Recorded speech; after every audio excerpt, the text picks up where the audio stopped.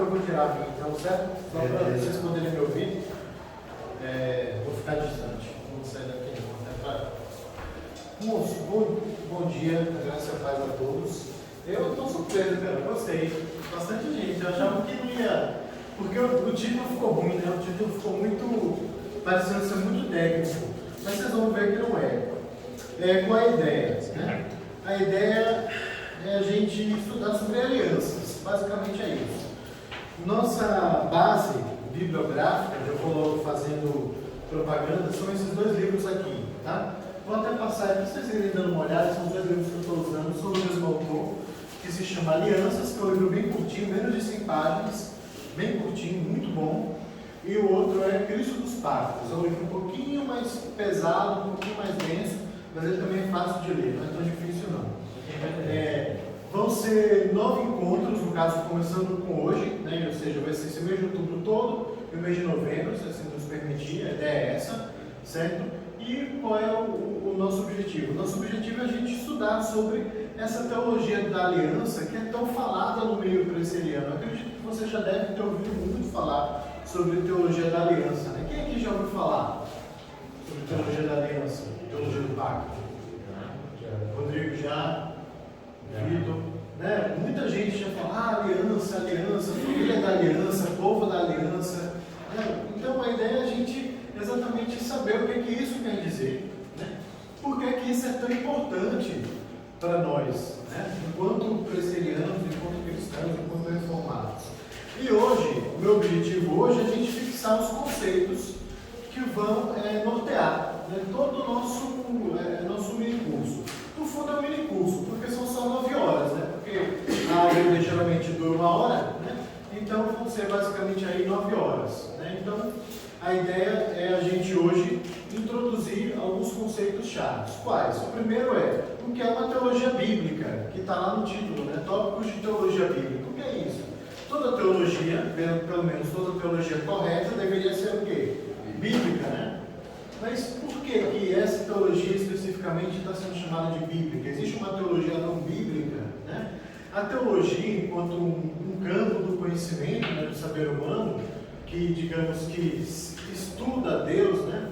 Vamos dizer assim, procura conhecer a Deus, ela se divide em 4 áreas, né? Uma área a gente chama de teologia exegética, que é o quê? Que é a teologia do texto. São os teólogos que aprendem grego, aprendem hebraico, estudam o texto original e traduzem o texto e nos ajudam a interpretar os textos. Você tem também a teologia sistemática, que talvez seja o tipo de teologia que a gente está mais em contato. Que é o quê? Que é um trabalho de pegar todo o conhecimento bíblico, né, todo o conhecimento ali da Escritura e sistematizar em temas. Organizar em temas. Por exemplo, pecado é um tema, né?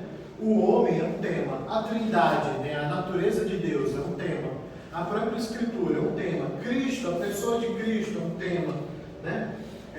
Salvação é um tema, fim dos tempos, né? Que a gente chama de escatologia, é outro tema. Essa divisão temática, porque a Escritura, né? Ela não está organizada assim, né? Um livro é sobre escatologia, não está assim. Onde é que está fim dos tempos na Bíblia? Só no Apocalipse? Não. Está no Apocalipse, está em Daniel, está em Ezequiel, está nos Evangelhos, está nos Salmos, entendeu? Está em tantas partes. Então, o que a teologia sistemática faz? Ela pega, né, a Escritura e organiza em temas, né, para que a gente procure entendê-la melhor. A ideia é entender melhor as doutrinas, né? Sistematiza para a gente entender as doutrinas que são expostas ali na Bíblia.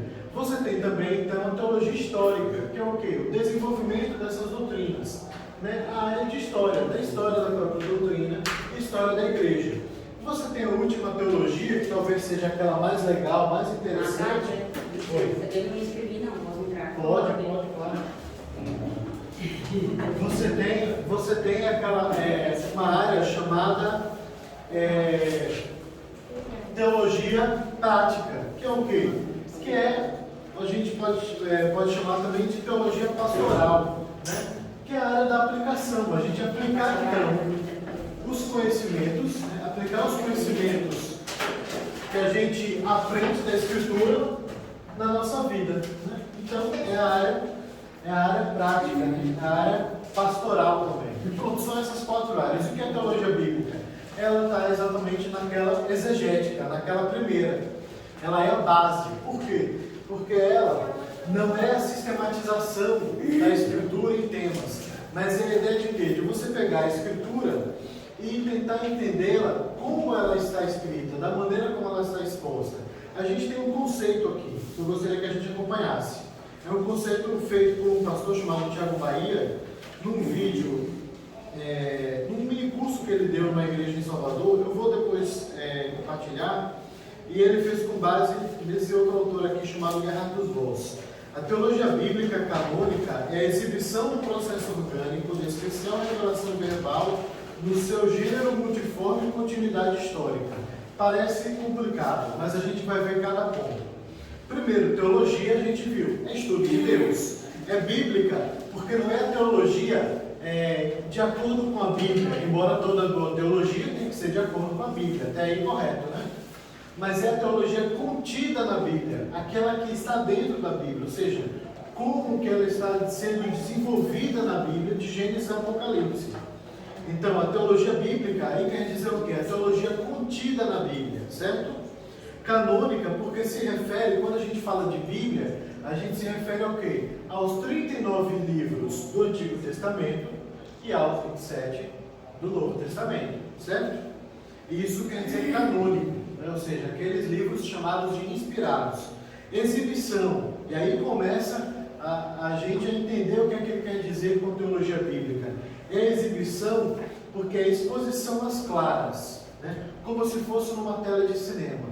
Isso é interessante por quê? Porque é muito importante a gente notar uma coisa, que Deus se revelou dentro da história humana e através de histórias. Vocês vão ver, por exemplo, vocês podem perceber que dentro da história bíblica, qual é a forma, digamos assim, de texto mais comum?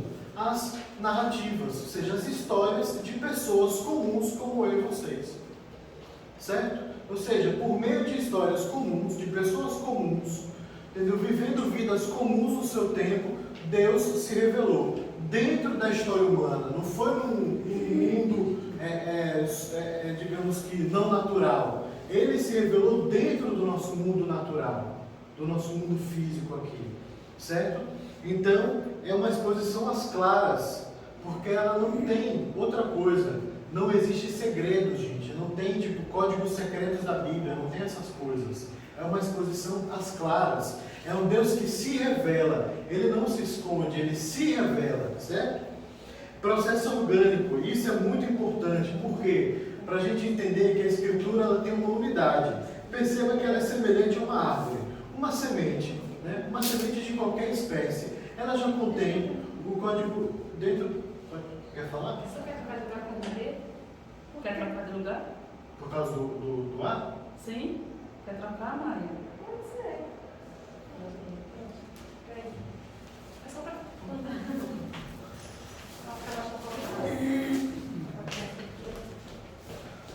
Processo orgânico.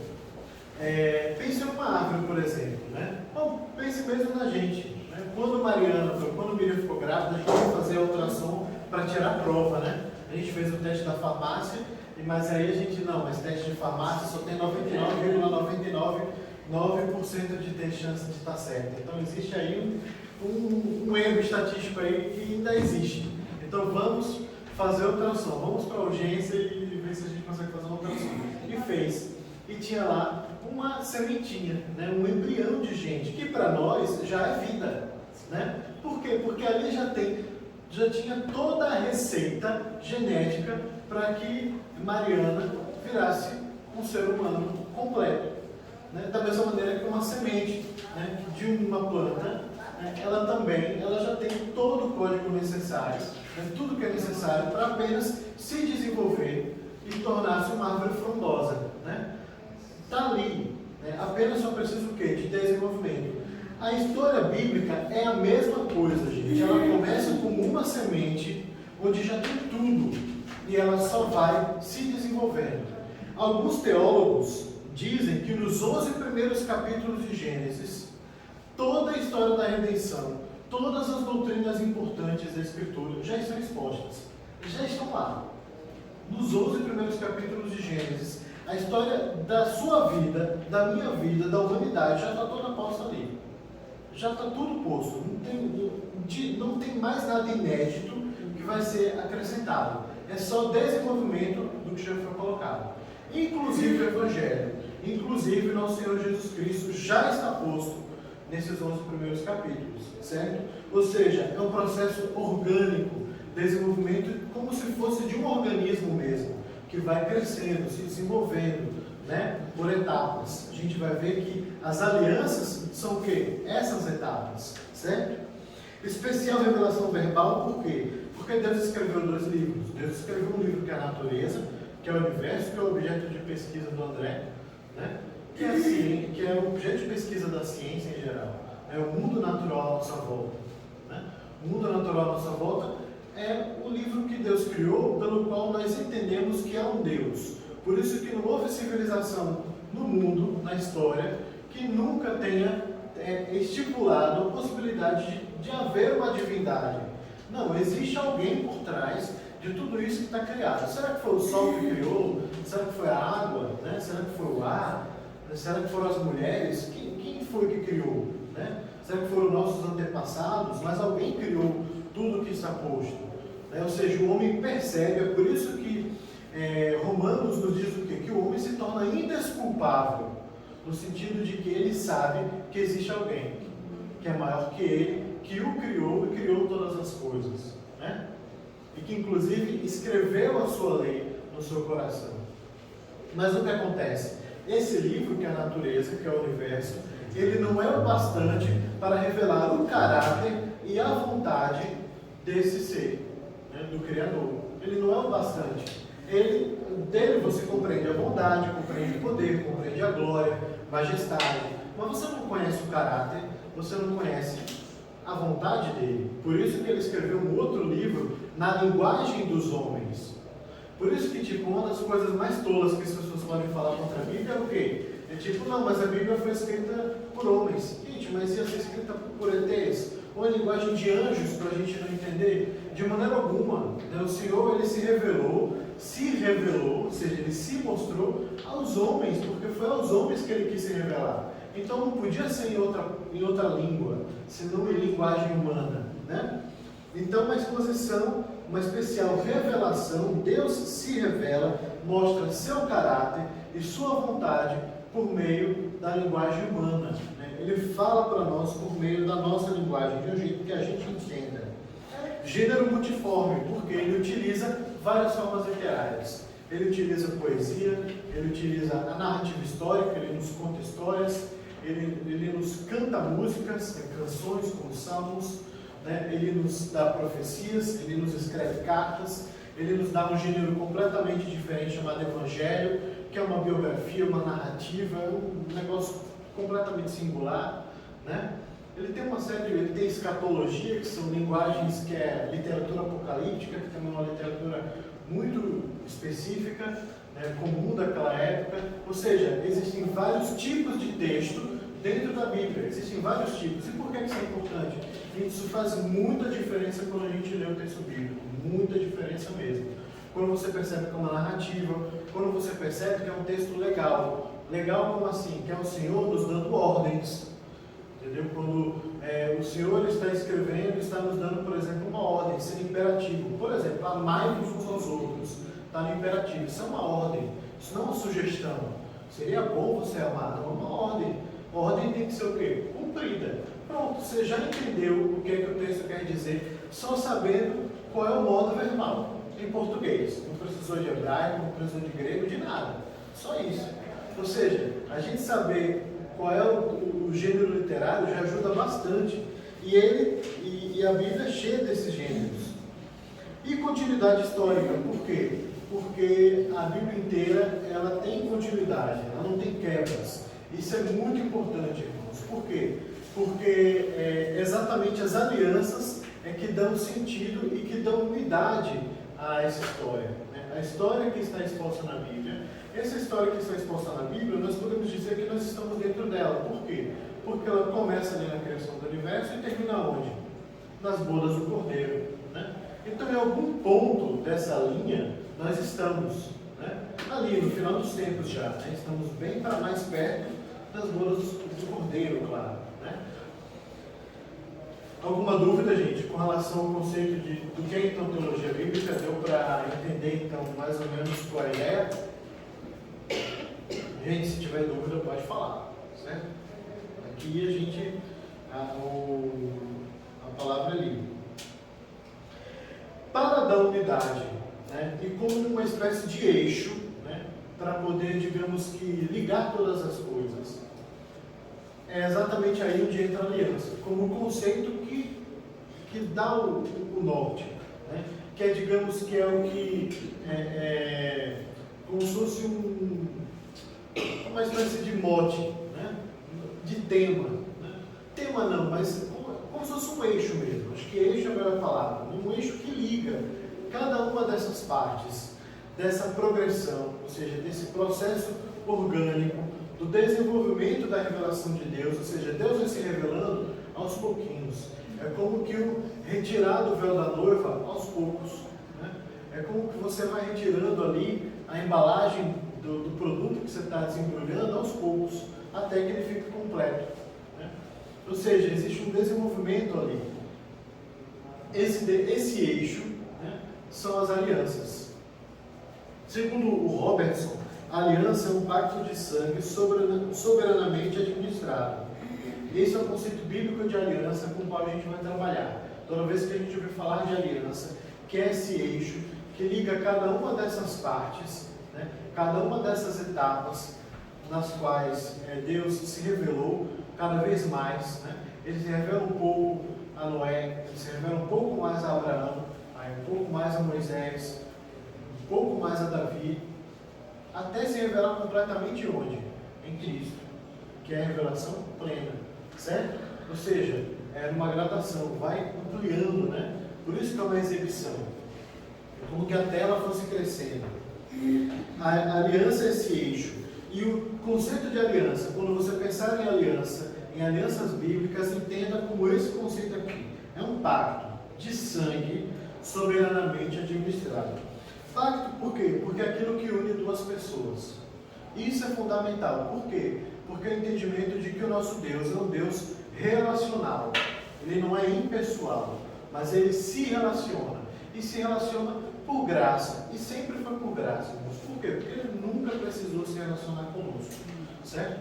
As nossas relações interpessoais, elas são de dependência. Nós precisamos uns dos outros. Né? O homem é um ser social.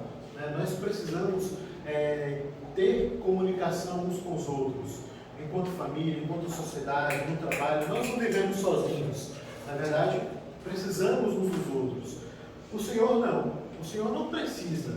Né? O Senhor não precisa de ninguém. Ele se relaciona porque ama. Porque quer. Apenas. Né? Não há uma necessidade da parte de Deus de se relacionar. Né? Tem gente que odeia ficar sozinha. Né? Tem uma grande amiga que o grande pavor da vida dela é ficar só. Ela odeia ficar só. Né? Tem gente que gosta de solidão. Já tem gente que tem um pavor. O Senhor não tem esse problema. Ele não sente falta, né? No sentido nosso, de que sente falta, de que precisa de. O Senhor não precisa. Ele se relaciona porque quer, porque ama. Inclusive porque a própria Trindade é uma comunidade. Ela mesma é uma comunidade de pessoas. Né? Isso é conversa para uma outra oportunidade. Mas o que acontece é que pacto é exatamente relacionamento. Ou seja, só pessoas podem celebrar pactos. Deus é pessoa, é um ser pessoal, né? São 3 pessoas, inclusive. E os homens são pessoas. Então, o pacto na Bíblia, as alianças, são exatamente relacionamentos entre Deus e os homens, certo? Que estão comprometidos por juramentos, né? E geralmente esses juramentos são acompanhados de sinais, de símbolos, de cerimônias. A gente vai ver que ao longo das alianças que a gente vai estudar nos próximos 8 encontros, eles vão ter seus seus símbolos, né, seus sinais, suas cerimônias que vão marcar. Né? A gente, inclusive, vai celebrar uma hoje. Né? Hoje a gente vai celebrar uma cerimônia que nos lembra do pacto que temos com Deus. Entende? Segundo, é um pacto de sangue. Por quê? Porque os pactos que Deus celebra ao longo da história humana, não são pactos casuais, não são pactos informais, mas são compromissos de vida e morte.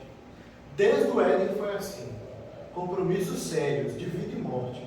Não são como as nossas palavras, né? A nossa palavra hoje em dia ela vale bem pouco, né? A gente diz que vai, não vai, né? Diz que vai, desmarca em cima da hora. O Senhor não é assim, Ele tem comprometimento com aquilo que Ele fala, né? Ele se compromete. A gente vai ver ao longo da história que, tipo, gente, às vezes, entre um capítulo e outro de alguns livros da Bíblia, se passam 200, 300 anos. Se passa muito tempo, sério, muito tempo. Mas e você percebe que Deus reafirma as mesmas promessas. Deus reafirma as mesmas condicionais dos pactos. Por quê? Ele não mudou. Ele nunca mudou. Certo? Porque ele é sério. Né? Porque os pactos são de sangue. O sangue na Escritura, a gente vai ver que ele tem um simbolismo. Ele simboliza o quê? Vida. E simboliza morte. Como assim? É o seguinte, as alianças, elas também indicam um compromisso no qual você tem responsabilidades, né? E você tem penalidades. Se um de nós quebrar uma aliança, né, vai haver penalidade. Se é uma quebra de contrato, por exemplo, entre empresas, entre uma empresa e um funcionário, uma empresa e um fornecedor, né, não há penalidades para aquele que quebrar o contrato? Sim. Então, por quê? Porque são relacionamentos de aliança. Né? Os relacionamentos contratuais são mais ou menos relacionamentos de aliança. Né? Ou seja, você tem penalidade quando você quebra. Né? Nas alianças divinas, nas alianças bíblicas, elas são alianças de sangue. Por quê? Porque quem quebra, paga com a própria vida. Você quer falar, Bruno? Não. Você paga com a própria vida.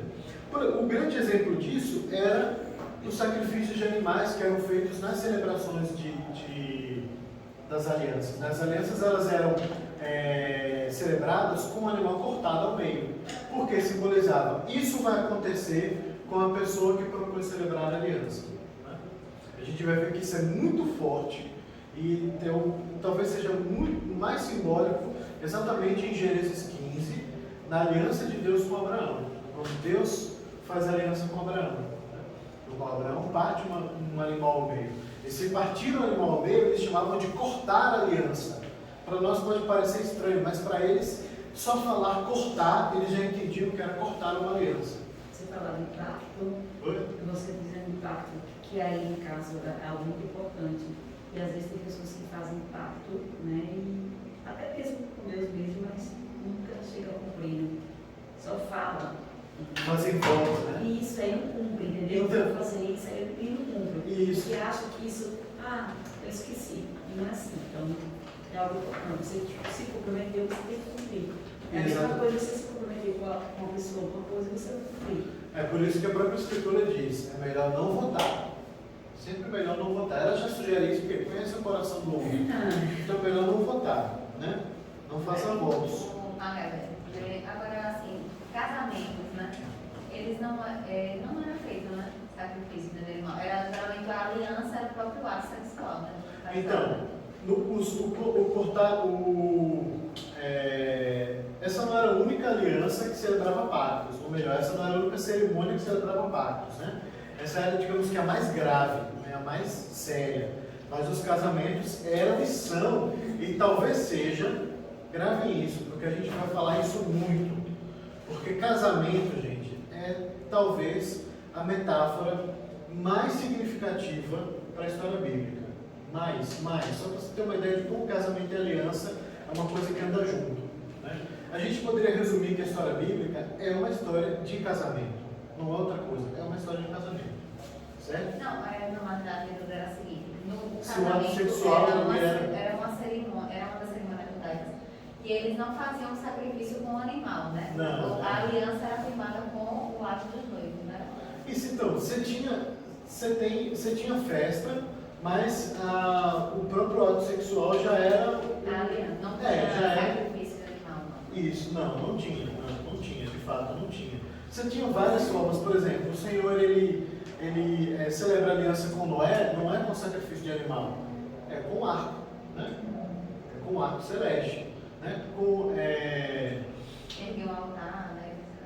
Ergueu o altar. Depois ele ergue o altar, mas é como uma oferta de gratidão, né? O Noé, né? O Davi, por exemplo, também, Deus celebra uma aliança com Davi, ungindo Davi, né? E depois profetizando sobre Davi, de que Davi não teria jamais, né, sua descendência afastada do trono, né, da realeza.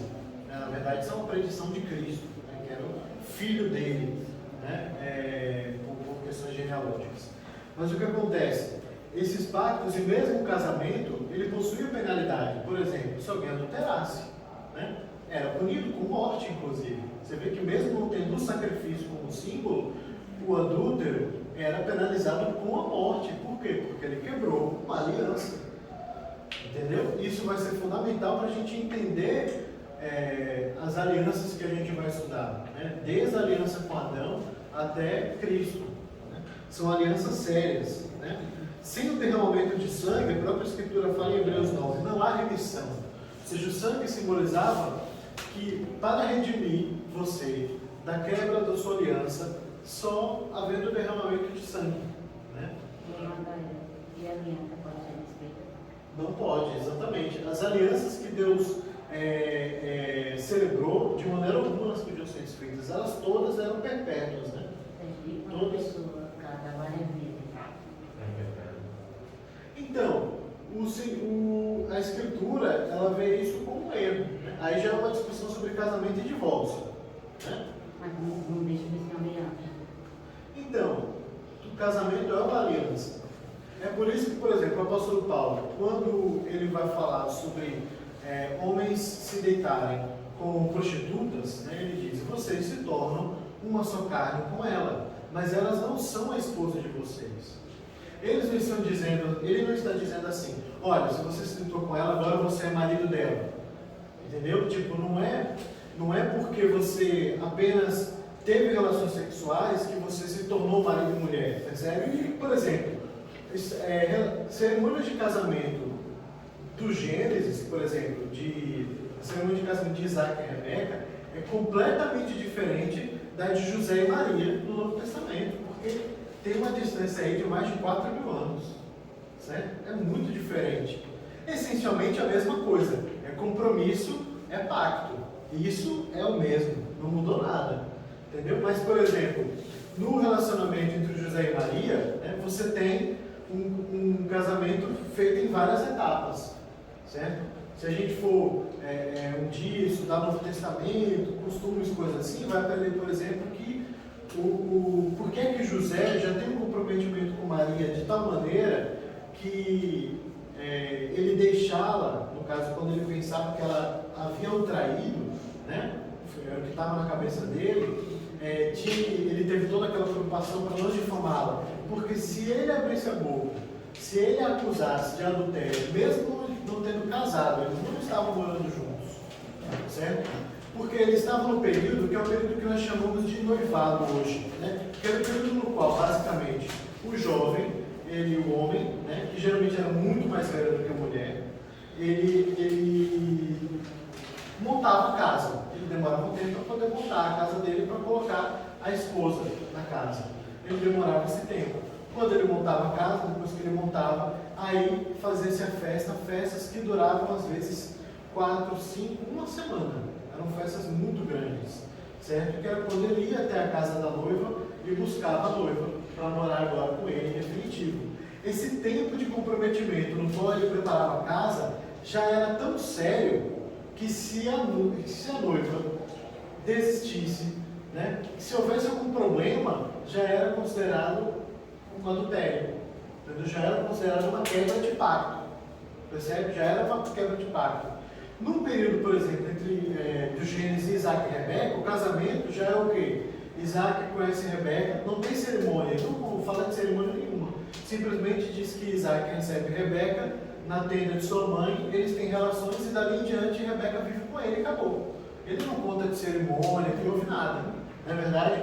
Mas com Jacó, a festa, entendeu? Ou seja, os costumes mudam, mas o que é importante? Certo? O importante é que o princípio é o mesmo. Tanto entre Isaac e Rebeca é um pacto, tanto entre Jacó e... No caso tinha que ser entre Jacó e Raquel, mas aí teve problema, né, entre Jacó e seu sogro. Também era um pacto, e José e Maria era um pacto. Ou seja, casamento não deixou de ser um pacto. Qualquer quebra era quebra de uma aliança, como é até hoje. Isso não mudou até hoje, gente. Não mudou até hoje. Certo? Então, e esse pacto, ele é soberanamente administrado. Por quê? Porque é o próprio Deus que administra, do jeito que Ele quer. Ele põe os termos, certo? Não somos nós que dizemos quais são os termos do pacto.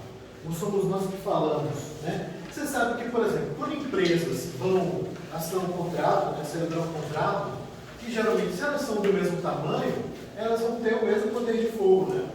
Mas se são uma empresa muito grande, outra muito pequena, né? Ou se uma deve, se você, por exemplo, vai fazer um acordo, você está devendo, vai fazer um acordo. Quem é que põe as condições do acordo? O credor, não é assim? O Senhor é aquele que, por livre graça, se propõe a se relacionar com homens pecadores. Antes, né, ele, por livre e espontânea vontade, por amor e por graça, ele se propõe a se relacionar com suas criaturas. Já começa daí. O que ele quer. Já daí, qual é o direito? Quem põe os termos do relacionamento? Ele, ora, ele é o criador, não é a criatura que ele acabou de criar, que não sabe nada, né? É ele que põe os termos.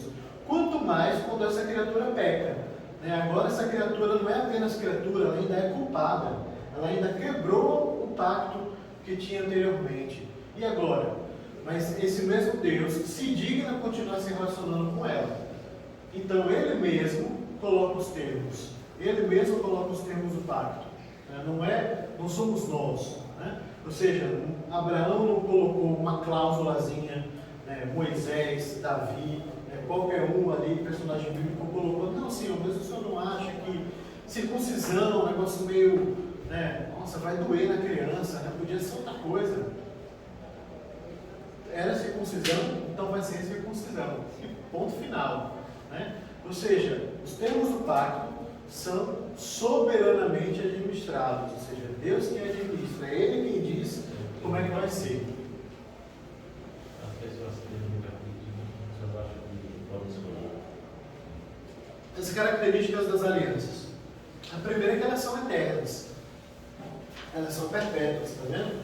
Por isso que elas não têm quebra, por isso que são pacto de sangue. O que Deus fala, gente, aquilo que o Senhor assume, a própria palavra diz que Deus não é filho do homem para que minta, né? Nem que se arrependa. O que Ele quer dizer? Ele quer dizer que o Senhor, quando disse que é sim, quando disse que não, é não. É que Ele tem palavra.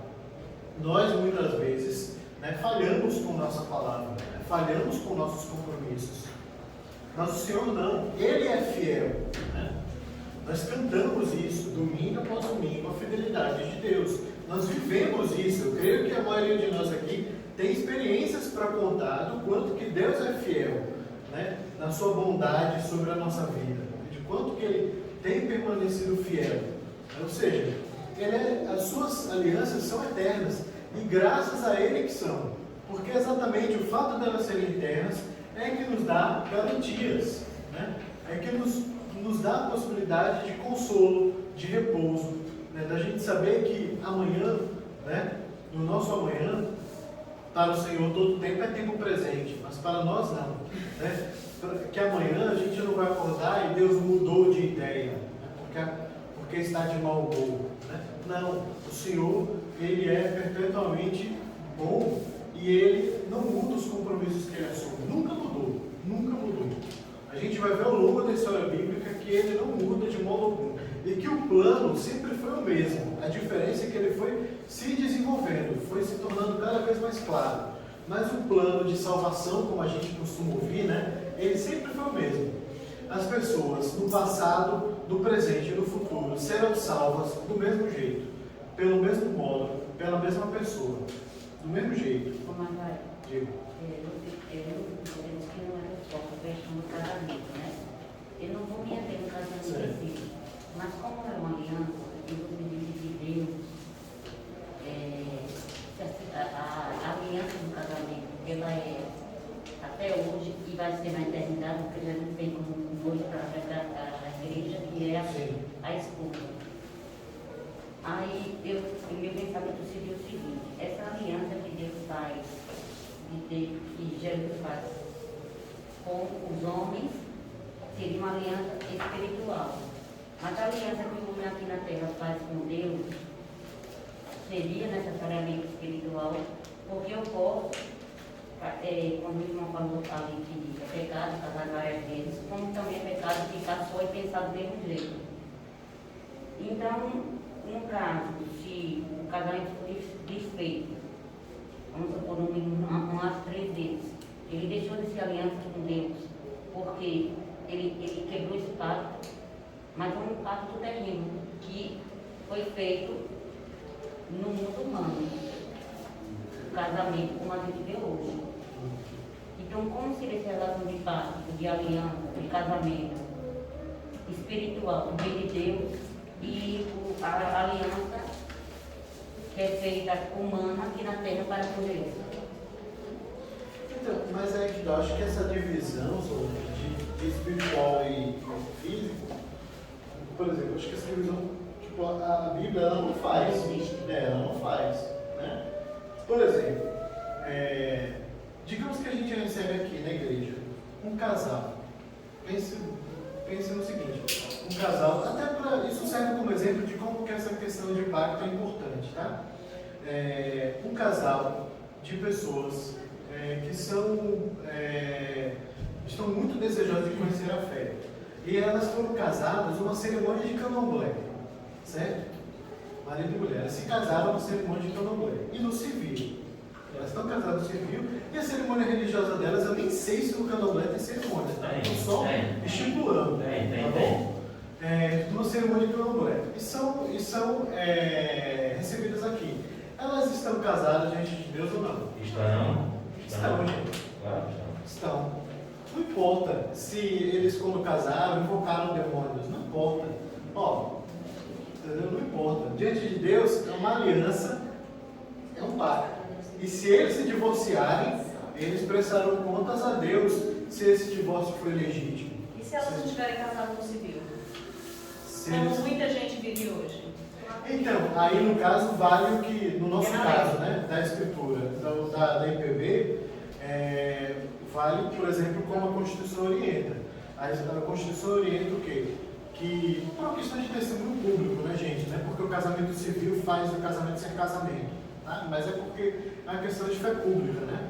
E assim, tipo, se você quer casar, o que custa você assumir civilmente, né?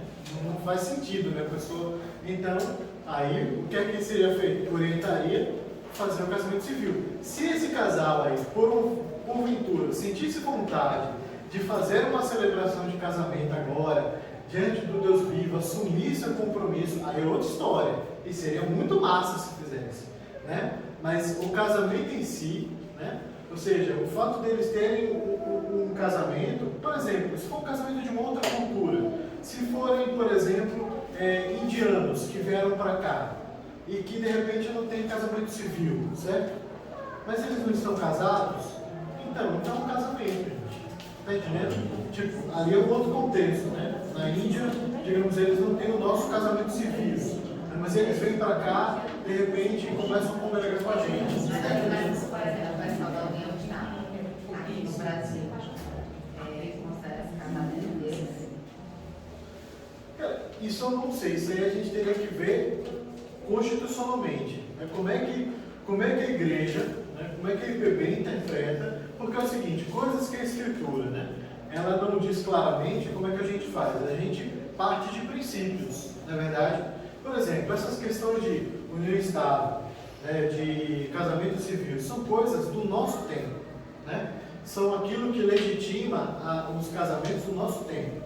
Então a gente tem que ver, por exemplo, como a escritura interpreta, o modo como a confissão de fé entende que a Escritura expõe a questão do casamento. A confissão de fé é bem simples, ela diz assim: divórcios só vale, né, no entendimento da confissão de fé, quando há adultério ou quando há abandono. Entendeu? Ponto. Quando há abandono, quando há adultério, aí o cônjuge quer se divorciar, não vai ser legítimo ele fazer, e inclusive contrair um novo matrimônio, né, se ele fizer assim. Mas, digamos assim, isso não quer dizer que quando há um adultério, ele tem que se divorciar, não há uma obrigação. Né? Não há uma obrigação, mas ele pode querer. O que acontece é que também na época que a confissão foi escrita, mesma coisa, não existia união estável, o casamento civil não era o nosso, enfim. Então aí a igreja presbiteriana, como meio da Constituição, ela interpreta isso. Né? Pode falar. Eu entendi que você, por exemplo, quando disse que alguém da Índia casa lá, eu entendi que pela cultura é válido. Mas se alguém aqui, pelo candomblé, no nosso Brasil, é considerado um casamento também, um pacto também, nas leis dele, do candomblé? Não, é por isso que eu falei o quê? Que se for, por isso que o meu exemplo foi um casal que era do candomblé, que se casou no candomblé e casou no civil. Ou seja, que o casamento deles, nós da igreja presbiteriana, reconhecemos os casamentos civis. Por exemplo, entendeu? Aí sem o civil, ele pode ter casado numa igreja evangélica que a gente não reconhece. Entendeu? Eles podiam ter feito uma cerimônia numa igreja presbiteriana, o que seria incorreria em disciplina para o conselho, se fizesse isso, certo? Se eles celebrassem um casamento sem os trâmites civis correndo, certo? Isso incorre em disciplina para o conselho, se isso acontecer. Ou seja, o pastor ele só celebra o casamento aqui se os proclames da parte civil estiverem correndo também. Se for uma cerimônia com efeito civil ou se for um casamento que o civil já foi realizado, certo?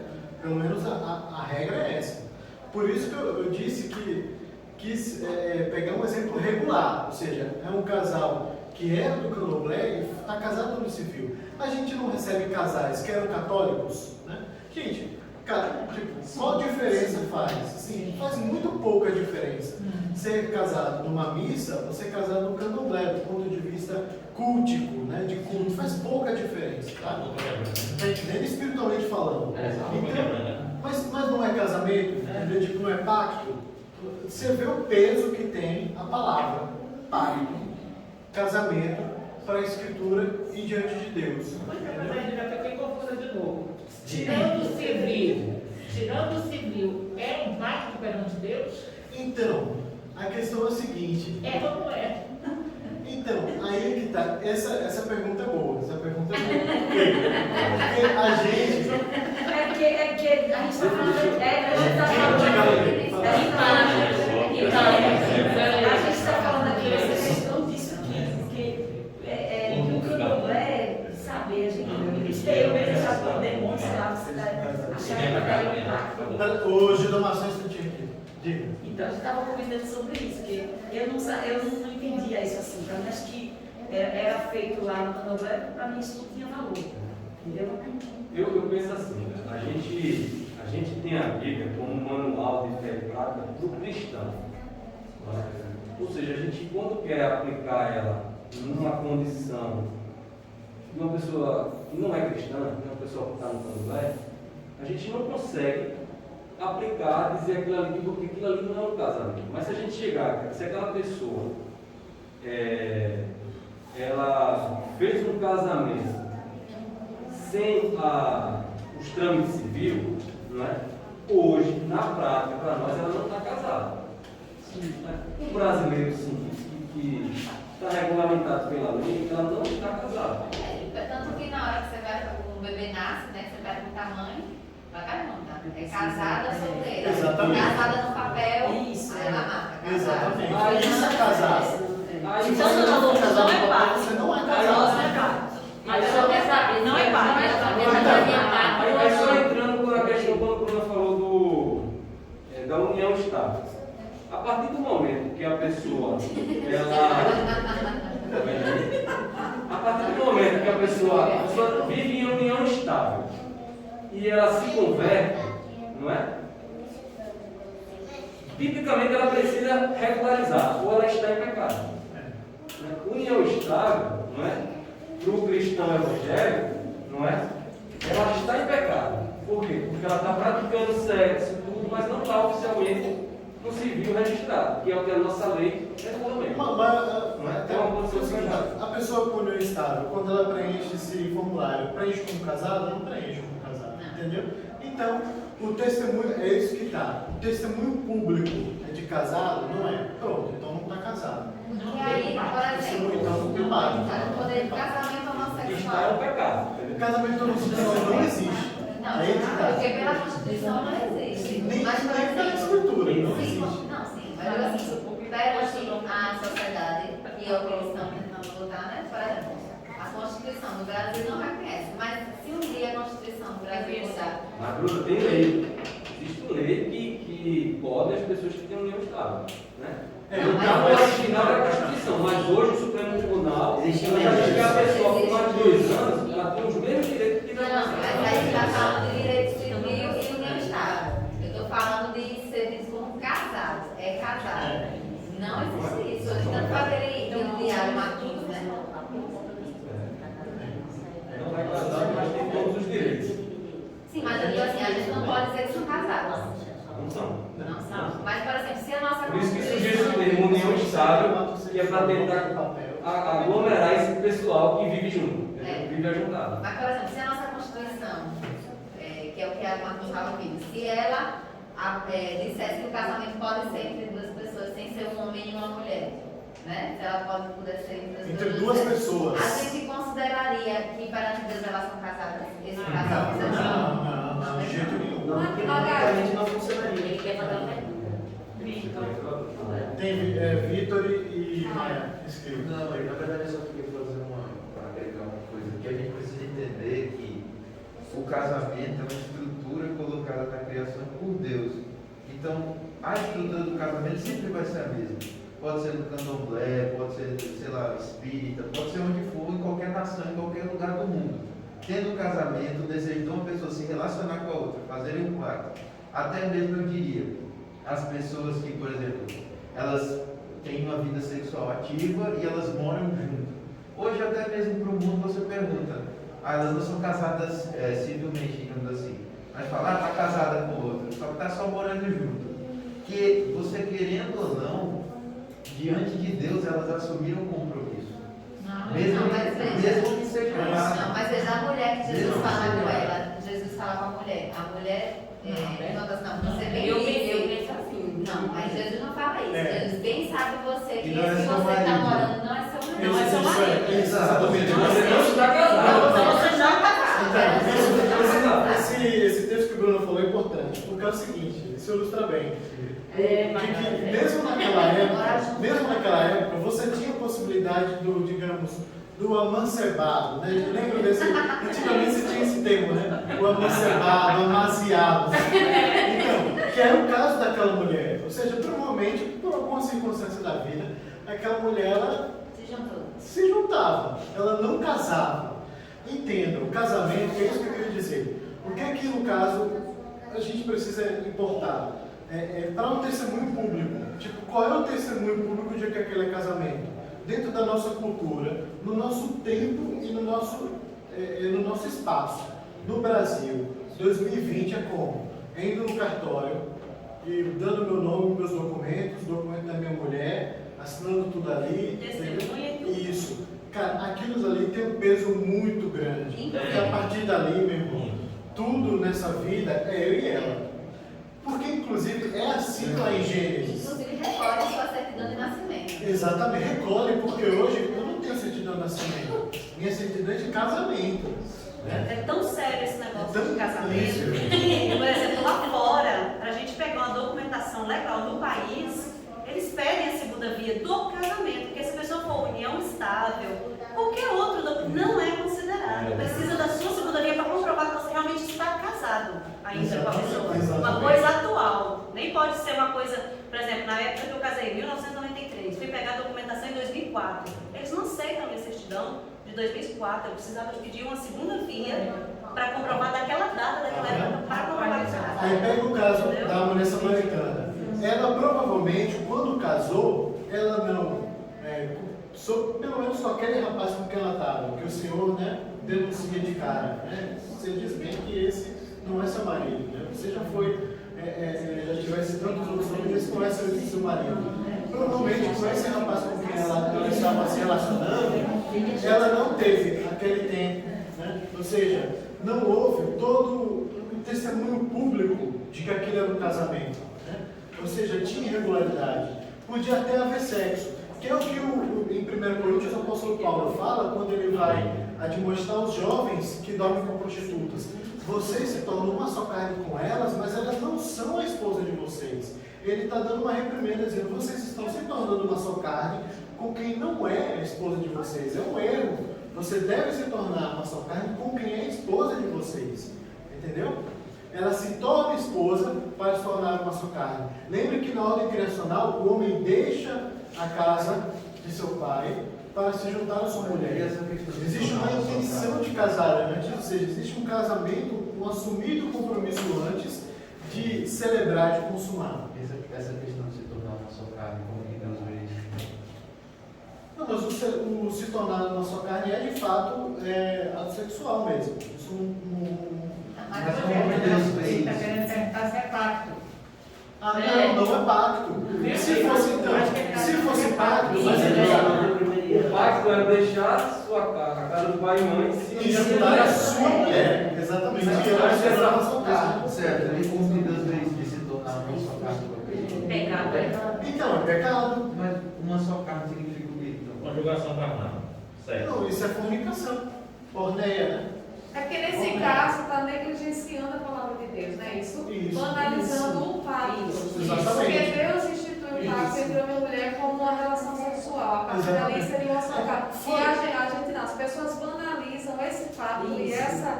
Não é isso que você está querendo dizer? Banalizam usando por uma pessoa. Só que é altamente pecaminoso e Deus não enxerga. Não é isso?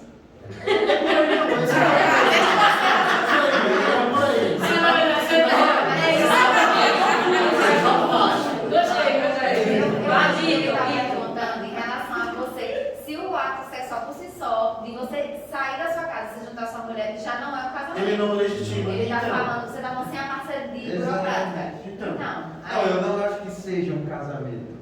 O ato de você se relacionar sexualmente. Eu não entendo como Mas falando de casamento. sair e morar junto. Isso, Né? o que eu estou perguntando é como que Deus vê uma pessoa que se tornou uma só carne com a outra. Porque você se tornar uma só carne tem um significado. Qual é esse significado?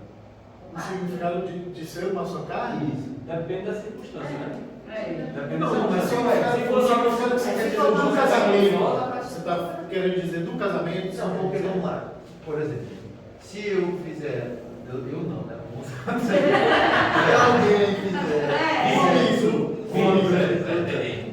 vai se tornar uma só carne com ela. Mas ela não é mulher dele, nem ele é marido dela. Mas como é que Deus vê se tornar uma só carne? Prostituição, pecado. No caso, você quer dizer assim, tipo um casal de Então, como é que namorados. Deus vê se tornar uma só carne dentro do casamento e fora do casamento? Porque aí ele é a bênção dele. Então, mas o que eu estou perguntando é o que seria esse uma só carne? Porque uma só carne que eu entendo é união. Você está falando em relação a Isso, exatamente. Então, aí que tá. Volta de novo a questão de 1 Coríntios, né? Vamos lá, acho que é melhor ver. Primeiro, eu acho que seria mais ou menos assim, Natália, tipo assim, como é que pode haver comunhão entre a luz e as trevas? Quando você está com luz e a treva não vai se importar se você está certo ou errado. Agora, quando você casa, as duas pessoas sendo de Deus, não ímpio, eles não vão deixar de se casar. Não, mas eu não estou falando. Ele não está falando isso, não. Não é de casamento que eu estou falando. Ele está falando. Ele quer saber o significado de uma só carne. Isso, Ele quer saber o perfeitamente. Como significado. que Deus vê? Porque Saber. assim, se o ato Entendi. sexual, faz a pessoa ser uma só carne com a outra, como é que Deus vê isso fora do casamento? Sim, Entendeu? Você acha que entra dentro Então, do olha só. do pecado? Primeiro Não, Coríntios, gente. Vamos ver aqui. Ó, 1 Coríntios 6, ele vai falar, por exemplo, ele está falando contra a imoralidade, certo? E aí ele está lá falando ele diz lá a partir do 15, né, do 16. Ou não sabem que o homem que se une a uma prostituta forma um só corpo com ela? Porque, como se diz, os dois se tornarão uma só carne. Certo? O que seria isso? Então, qual é a questão? Ele está querendo dizer o seguinte, de novo, né? O homem que se une a uma prostituta, não é esposa dele, não é esposa. Ele pode ser prostituta, pode ser a namorada, certo? Mas não é esposa. Ele não está assumindo um compromisso de casamento, mas está se tornando uma só carne. Uma só carne aqui é o ato sexual em si, é uma união, certo? Mas é uma união que não está coberta por um par. Mas esse não ninguém que. Não tem um Dentro do casamento. Dentro do casamento significa bênção. Significa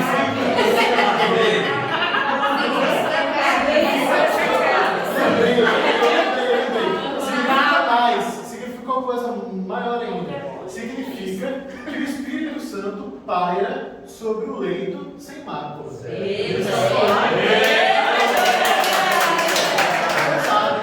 Imagine, pense nisso, que quando vocês estão tendo relação, né, com seu marido, o Espírito Santo está sobre vocês. É muito legal isso. Pense agora. Eu também não quero.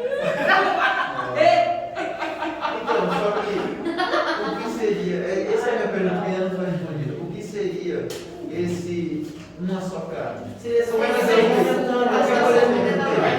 acho que você quer um exegete de uma só carne. É uma pessoa só. que Deus sexo, amiga. Eu acho que é isso que Bruno falou.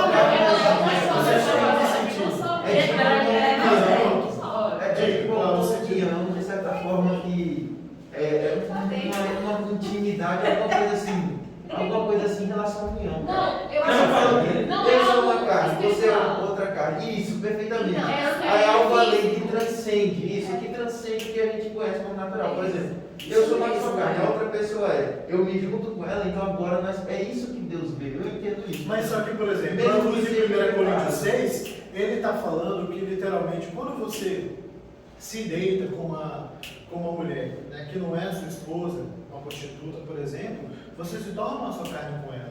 Ele não está sendo muito transcendente ainda. Isso. Ele está sendo bem material. Entendeu? Porque ele não está. Porque na verdade, o que exatamente é transcendente é essa materialidade. Entendeu? É tão transcendente que ela gera vida. Tipo assim, ela não é uma realidade etérea, né? Tipo assim, é uma união, sei lá, de espíritos, é uma união de corpos mesmo, né? Agora, se é uma união de corpos, por que ela precisa do papel? Porque ela é uma união de nomes, porque ela é uma união de contas financeiras, porque ela é uma união de responsabilidades, entendeu? Porque ela é uma sociedade de tudo, tipo, Aí se a pessoa casa sem ser comunhão totalmente.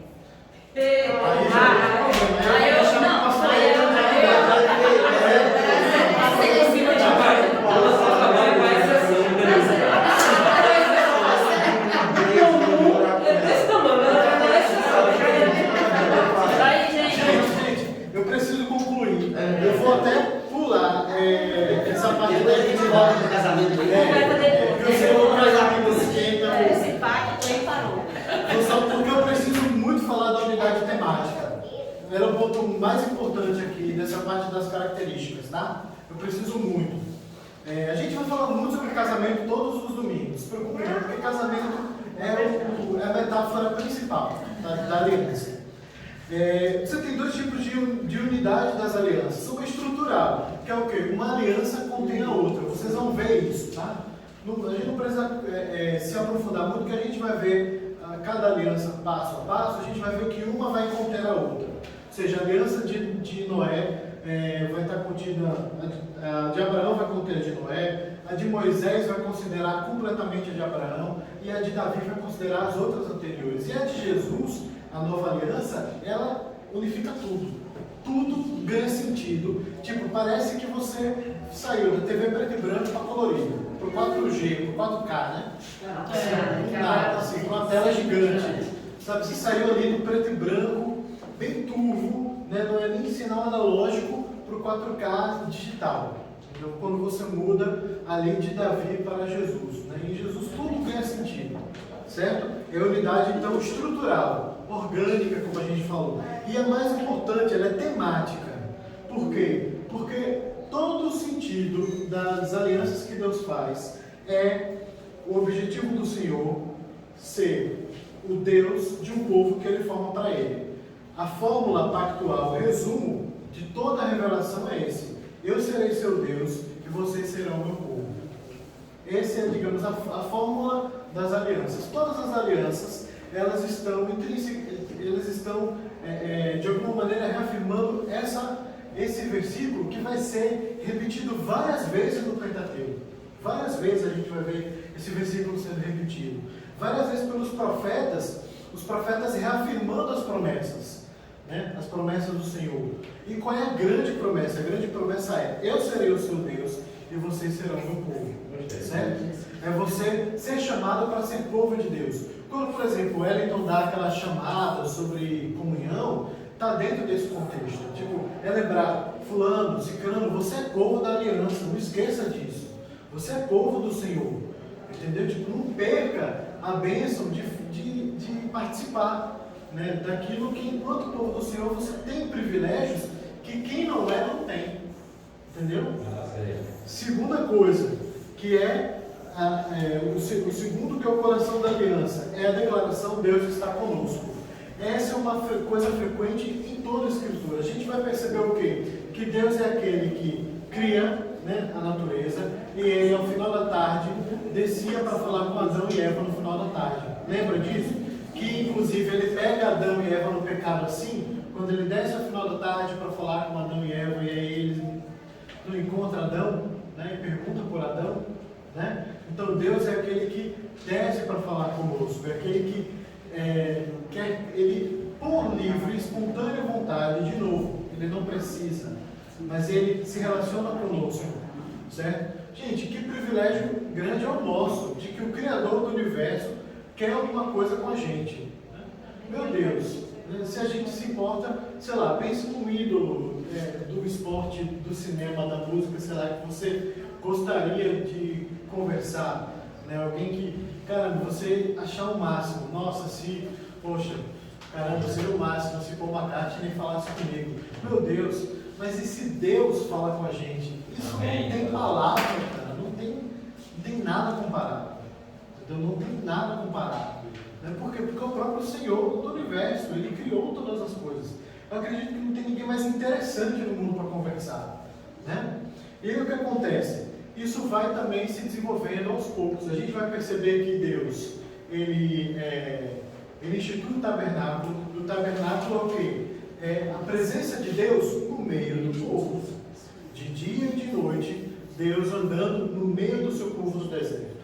É bonito isso. Deus não é um Deus, embora Ele seja Espírito, Ele não é matéria, né? Ele é Espírito, mas Ele não está, digamos que, alheio a nós. Ele está dentro da nossa história, caminha conosco no meio do deserto.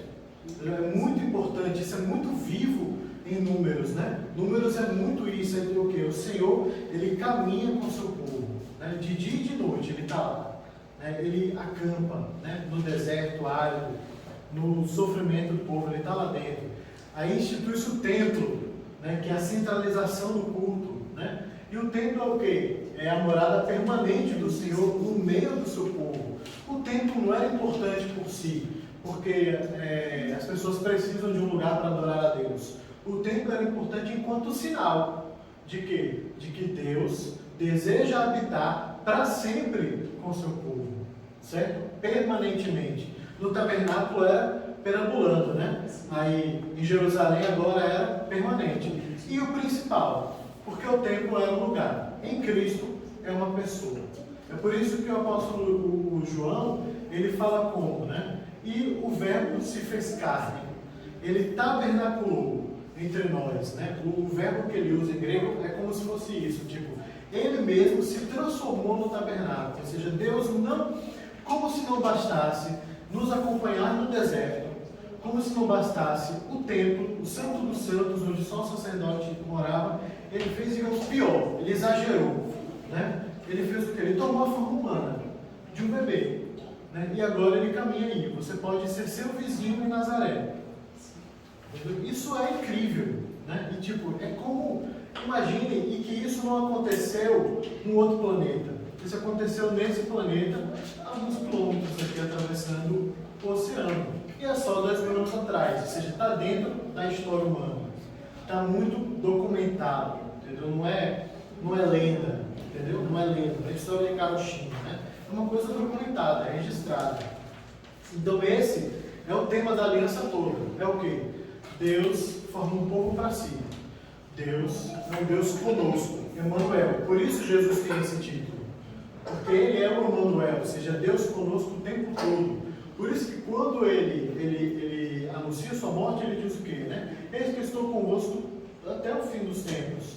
Eu te deixarei o meu Espírito. Ou seja, vocês não pararam de me ter com vocês, né? Vão estar comigo também até que eu venha e retorne. Ou seja, não paramos de ter Deus conosco até hoje, até o fim dos tempos, certo? Colocando em perspectiva, você tem duas maneiras de classificar: Pacto das Obras e Pacto da Graça, e a Antiga e Nova Aliança. Eu quero focar aqui em Antiga e Nova Aliança. Eu vou precisar falar um pouquinho sobre isso, só para tirar uma dúvida, que é a seguinte: gente, Antiga Aliança não quer dizer necessariamente uma aliança que foi substituída por outra, que é a Nova.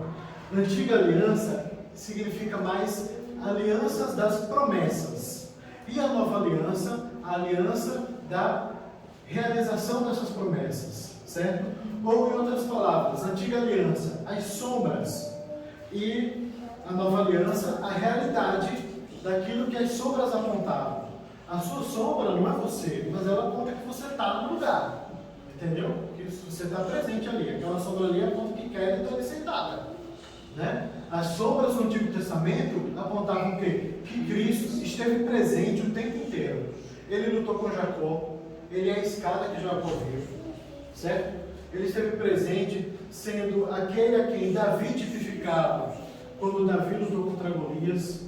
Ali ele estava apontando para quem? Para Cristo, certo?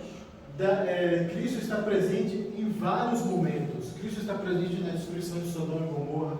Cristo está presente em Daniel várias vezes, certo?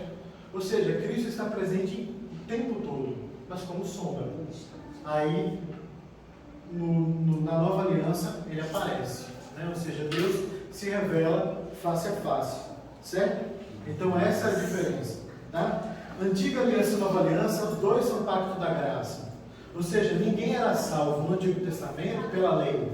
Todo mundo era salvo pela graça, como a gente. Não era diferente não, tá? Era do mesmo jeito, tá?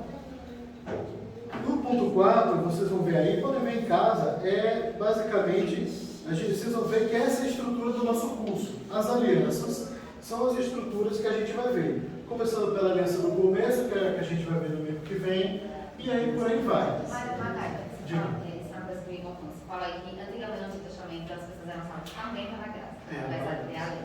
Mas, por exemplo, uma pessoa que não se dava, né?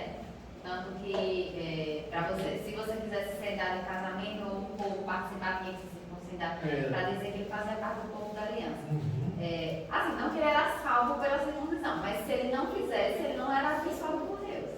Assim, ele não fazia parte do povo de Deus, né? Do povo da aliança. Isso é uma coisa que me confunde, essa questão de ser salvo pela graça também no Antigo Testamento. Por exemplo, em Gilgal, né? Que é uma coisa que eu nunca entendi. Como é que os homens estavam todos não circuncidados e teve que circuncidar todo mundo? Então passou muito tempo sem circuncidar os meninos. E como é que eles foram abençoados mesmo assim? Porque os homens tinham todos morrido, né? Quando eles foram tomar Jericó, os homens todos pensaram: Deus, se circuncide todo mundo antes de entrar para a batalha, né? Esse povo não era para estar circuncidado no oitavo dia. Porque aquele grupo já tinha sido circuncidado, já era uma coisa de aliança, passada de geração para geração. Então, quer dizer, o povo ficou um tempo sem circuncidar. Né? Ele, vamos assim, firmando a aliança. Obedecendo. Obedecendo. Mas não seria, a circuncisão não é o pacto, né? Não é ele firmando o pacto? Ele ou era não? um sinal, a circuncisão era um sinal. Você quer falar, José? Assim, pelo que eu entendi, a pessoa a gente conta até no primeiro livro da Bíblia, que não é Gênesis, é o livro de Jó. Entendeu? Jó foi o antes de Abraão. Primeiro isso quer dizer mais antigo. Mais antigo. Né? Mais antigo. Mais antigo. Jó foi o antes. Então, assim, também não existia circuncisão. O Noé, que foi citado hoje. Não, 50 depois de Abraão. Mas bom, Né? 50 depois de Abraão. Pelo seguinte, até o Melquisedeque, que é o Abraão também deu oferta, entendeu? Deus ele vai também além dessa questão de símbolos. Realmente existe parte da circuncisão, existe outros partes também. Mas Deus vai além disso. Como no caso, a gente vê o Cristo. O Cristo, o Messias, ele disse abertamente ao que estava ao seu lado na cruz. Hoje está no paraíso, ele não precisa ser batizado, não precisa nada. Não sei se deu Não, para mas eu entendi. É como se no Novo Testamento, eu não estou falando que Jesus não basta. É como se no Novo Testamento a pressão que dá Jesus basta, e no Antigo Testamento tem que ser Jesus Então, e a lei. Isso que E o a Bruno lei. falou é interessante. É uma dúvida legítima e ela surge do seguinte: qual é a questão? A questão é que você tem. A gente viu ali que são 6 alianças, certo? 6 alianças. Essas alianças, elas são administradas de modos diferentes, tá? Ou seja, a administração ela pode mudar. Por exemplo, no tempo de Noé, você não tem circuncisão de fato.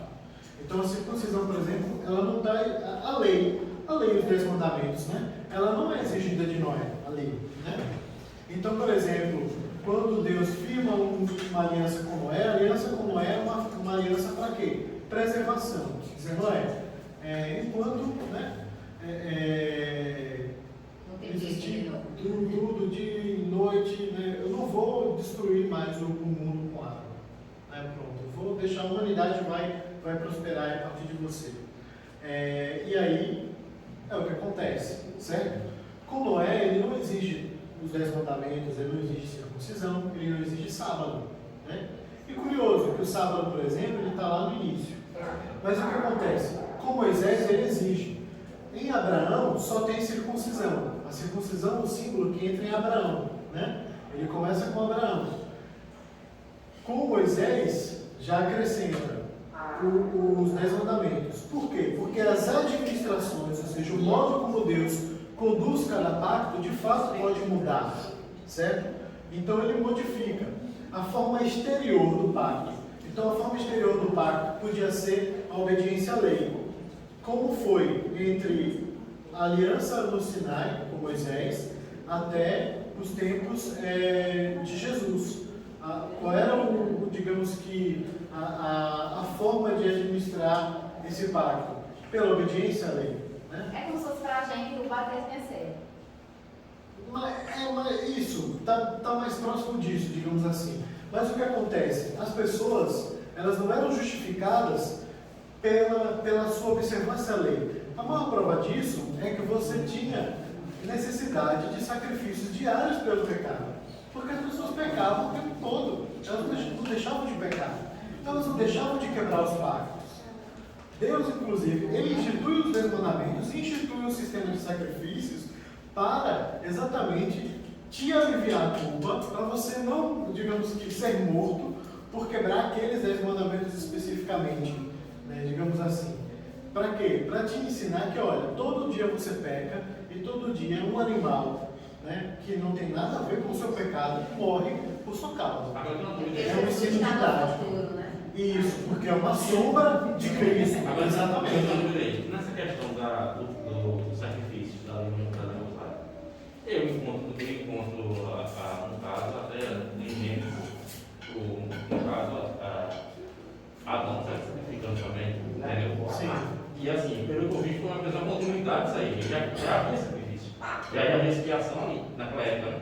E até o próprio Abel sacrificou. Sim. Então, assim, Mas era oferta. Era uma oferta. Mas a oferta de sacrifício também é Não, mas ali era uma oferta, né? Ali em Abel é uma oferta.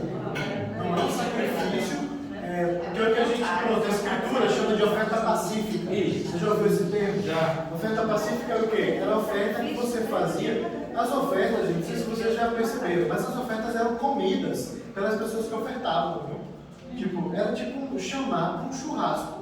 Só que era no templo. Ah, não era pelos levitas não que comiam? Também, eles pegavam a parte dos levitas, a gordura e as vísceras eram queimadas para o Senhor, e você tinha as partes dos levitas, e o resto, a família que estava ofertando, a pessoa comia.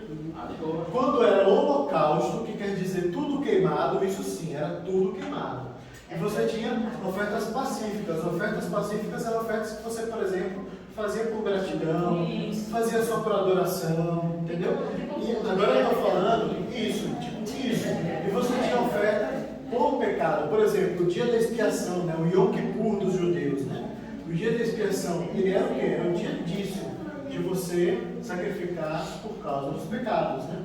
Por quê? Porque mesmo com a lei as pessoas pecavam. Mas o que você está se referindo é o que a gente chama de administração das alianças. Ela era uma administração diferente da nossa administração de hoje. Vocês vão encontrar um termo por aí também chamado dispensação. Quem já ouviu falar desse termo? Pronto, é a mesma coisa, certo? Para nós, dispensação é isso, a administração da aliança. Ela muda de fato, a administração, mas a aliança permanece a mesma, entendeu? Vamos orar para terminar? Vamos orar? Vitor, você ora, por favor. Pai querido, Deus soberano, nós queremos te agradecer, Senhor, ao vosso nome acima de todas as coisas, em primeiro lugar. Agradecemos, Senhor, por esse tempo de comunhão, de possamos aprender, Senhor, mais da tua palavra, mais dos teus ensinamentos, da tua revelação para conosco, Senhor.